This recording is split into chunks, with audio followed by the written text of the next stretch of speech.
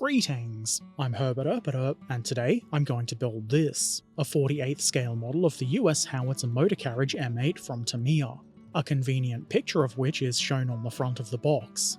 The tank, not the figure, though you do get both with this kit. Inside the box, we find 3 sprues moulded in an olive-coloured plastic. As you might expect from a Tamiya kit, this is all very nice and neatly moulded. Tamiya is just one of those very consistent companies in that way. These 48th scale kits are very nice and, in my opinion, they're the ideal size for a display kit. They've usually got pretty good detail, and this kit is no exception. They're not extremely accurate rivet counter wet dream good, but they are pretty decent. They are also engineered very well, and fit together nicely with a minimum of extra work.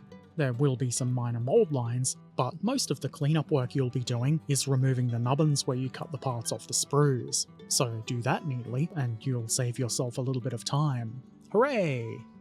You can probably see the figure, and even though it does look quite good, I'm not going to use him. He seems like he's meant to be standing outside the vehicle anyway. The tracks in this kit are link and length.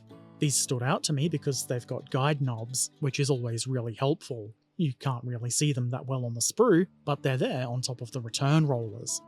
Most of Tamiya's 48th scale kits are weighted in some manner. This kit has 2 metal rods that mount in the lower hull.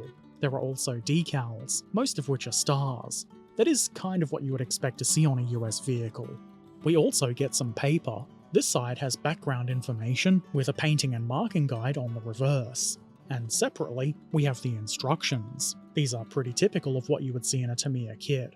They're the kind on the long sheet that folds out, which is not my favourite format, but the instructions themselves are clear and well laid out. You shouldn't have too much trouble following them. Good. Let's glue some bits of plastic together. Here are those weights I mentioned. They just plop into place on the lower hull part. If you wanted them to stay there, you'd use superglue on them. I didn't have any superglue on hand that day, and I don't feel a real need to actually use the weights, so I just omitted them. I then install this wall part. This is the rear wall of the fighting compartment. It's easy to install. I follow that with the floor part, which would go over the top of the metal weights. It's easiest to put these parts on in the order that I did it. You could probably do it in the reverse order, but it looks like it would be slightly more difficult. Nobody wants that. I then glue the hull sides on. The parts are shaped such that you'll probably find it challenging to do it wrong. The inner wall part we put on just before helps you get everything lined up nice and square. Adding extra glue not only gives some extra strength, but it also pleases the glue god, and that's important. The lower front hull part comes next, but before installing that, I add the towing cable hooks. You could probably add them after putting the plate onto the hull too, if you wanted. I won't stop you. This is the way I did it. Installing that onto the hull is even easier than putting the hull sides on. There is a very minor gap there. I'm not sure if it should be there, but you're not going to see it anyway once the drive sprocket's on. The rear plate consists of 2 parts, which need to be glued together around the right way, which I did eventually get. We had a good laugh on stream about how Herbert does stuff backwards immediately after saying doing it backwards should be avoided. Ha ha ha. Installation onto the hull is just as easy as the front plate was. Return rollers can then be installed on the sides of the hull, and there's some D-shaped keying on the mounts for these. That's important because there are guide knobs on the tops of the rollers for the tracks, so probably don't trim those off when you're preparing the rollers. These are intentional knobs. Road wheels go on next, and there's not really much to say about these. They pretty much just plop right onto the axles. Same with the big idler wheel at the rear. Looks pretty good, but there's still a bunch of doodaddery to add here. The outer portions of the bogies are pretty simple, you've just got to pay attention to which parts you're using. The little skid part on top faces different ways depending on if it's the forward or rear bogie. The arm, I guess you'd call it, for the idler goes on at this time as well. Now we've got most of the running gear installed. The drive sprockets are next, into the centre of which I insert a polycap. Look at that filthy polycap action. The sprocket is glued together to prevent the polycap from escaping and running amok. It holds the sprocket on its axle nicely without it having to be glued into place, which makes installing the tracks much easier. And just look at the time. It's track installation o'clock. Oh, you're so funny, Herbert. Yes. I start by adding 5 individual links to the drive sprocket, which is easy enough, just make sure you've got them around the right way. I then add the appropriate track length to the return rollers, and as long as you've got everything around the right way, the guide pins make this incredibly simple. The next step is to attach the drive sprocket, which has the 5 links glued into it. Then you pretty much fill the gap between the tracks on the return rollers and drive sprocket. This is where we see how having a movable sprocket makes things a lot easier. The rest is just a matter of putting the right parts in the right places. I mean, that's pretty much what the entire build is, but you know what I mean. The guide pins mean you're not likely to have to kajigger the links too much to get them all to fit properly. More of this please, Mr. Tamiya, and other various kit manufacturers who are definitely watching. The tracks are on, so now it's time to deal with the upper hull. First, I glue the upper hull part onto the hull sides part, or whatever you want to call it. I quite like the way this is done. The 2 sides and front are one part, which means everything should line up nice and neatly with almost no effort. There is a separate front plate, and that goes on next. It pretty much plops right into place. There's also a pair of sponson floors for both sides. Sponson is probably the right term. As with pretty much all the other parts, these go into place really easily as long as you've got them around the right way. The whole rear is a fairly large chunk, which is obviously a bit easier than having to glue several plates together.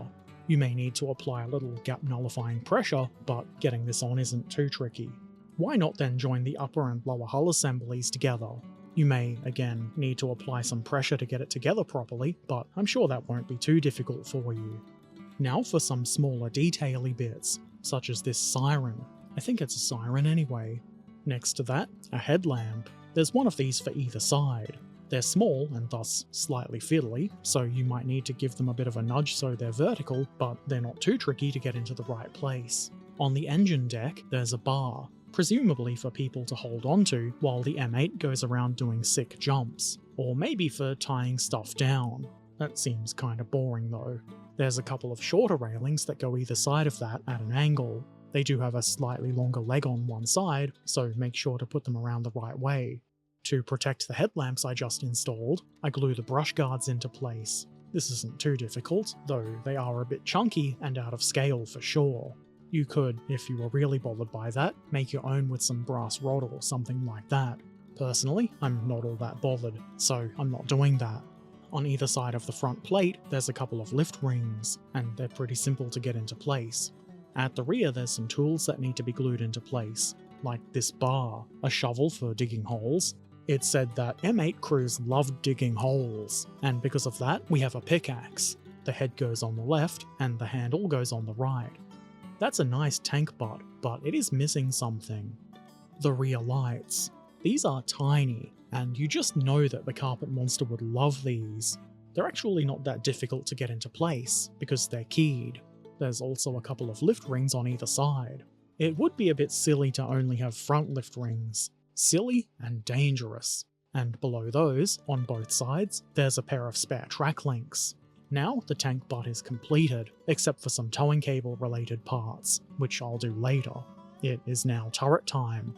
I begin with the breech for the main armament. The main portion of this is made up of 2 parts, which sandwich together nice and easy. Onto the right hand side I add this, which I'm pretty sure is a sight, or related to the sight anyway. I then add the guard, or whatever you would call it, that goes around the breech. These are normally kind of fiddly, but I like the way they've done it here. You can glue one half onto the breech, then you glue the other half on. Much easier than trying to glue together 2 thin, fiddly parts and then stick those to the breech. This is a good design.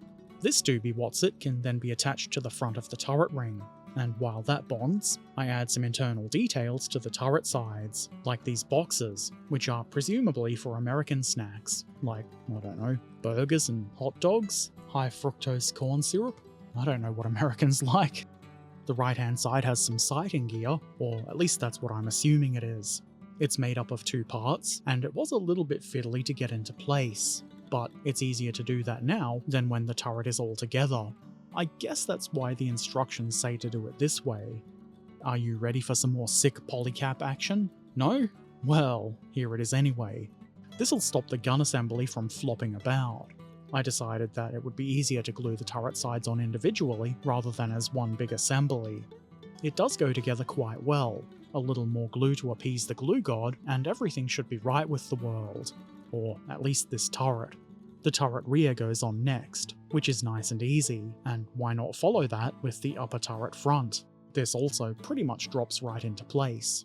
The gun mantlet goes on next. This can be glued on in such a way that the barrel can elevate and depress. Obviously, if you do want that feature, you wouldn't then add glue to the moving parts like I have.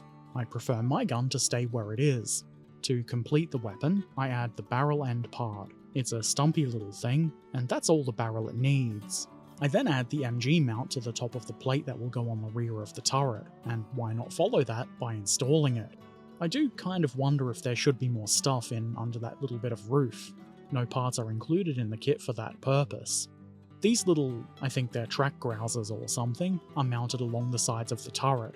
There are guides for them, but I found them to be a little bit tricky to get right, possibly because I'm a fool. I did get them on though, on both sides of the turret. I then add this bit of stowage to the rear of the turret. I think this is actually a cover for the turret. I can imagine there being some occasions when having an open top is less than desirable.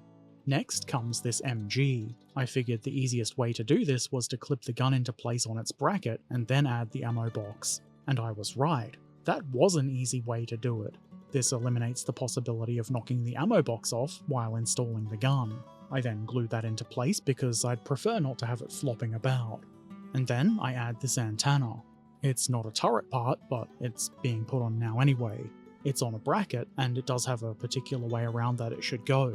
Nothing too tricky here, though it can interfere with turret rotation if it's leaning too far inward, so be careful of that. And that's the turret completed in the previous step. Why not now join it to the hull using the handy dandy locking tab mechanism? But what about the towing cable, Herbert? Yeah, about that. You thought I didn't do it, didn't you? Ha ha, I did. I added this after the build stream, mostly because I didn't have any superglue on the day. String towing cables are probably my least favourite to work with. Often they're a bit too big for the plastic end parts, so if you look at them from the side, they don't quite look right, and that definitely applies to these ones. It just means you've got to be careful with how you mount them, really. It's not too hard to pass the towing cable end through its shackle and then glue that onto the bracket. The way I did mine was in 2 stages. I connected the cable at the front first and made sure that it was all good and bonded. Then I figured out how much string I would need to connect the rear shackle. I've recently encountered a few cable instructions that gave incorrect measurements. Doing it this way resulted in the cable actually being the length I needed it to be. It's only slightly more fiddly to attach the cable at the rear, just because there's a little bit less play to it, but it's not difficult. Once it's in place, I superglue the rest of the cable where it contacts the hull so it doesn't just flop around all over the place. It looks decent enough, though I do prefer metal cables, or even the plastic molded ones. Anyway, that's it. The 48th scale US howitzer motor carriage M8 from Tamiya is now completed, and I've got to say, it's a really nice little kit, which I do kind of expect from Tamiya's 48th scale kits, so I guess it's not really a big surprise that I like the way this has turned out. I guess it's not meant to be either. What I wasn't really expecting though was the keying for the tracks. I have seen that in other Tamiya kits, I think, but it is kind of uncommon. To be fair, I don't usually have trouble with their link and length tracks, but the keying really makes it a lot easier, and I'm sure most modelers would appreciate that. The detail is pretty good, as you would expect.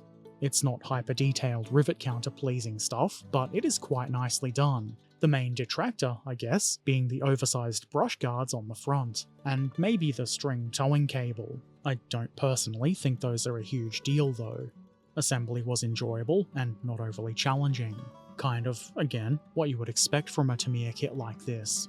It's great if you just want to relax and have things go together how they should without a fight. I guess some people do like a fight, but I don't, at least not in this case. These sort of kits are really good for newer modelers, and I would certainly recommend this one in particular.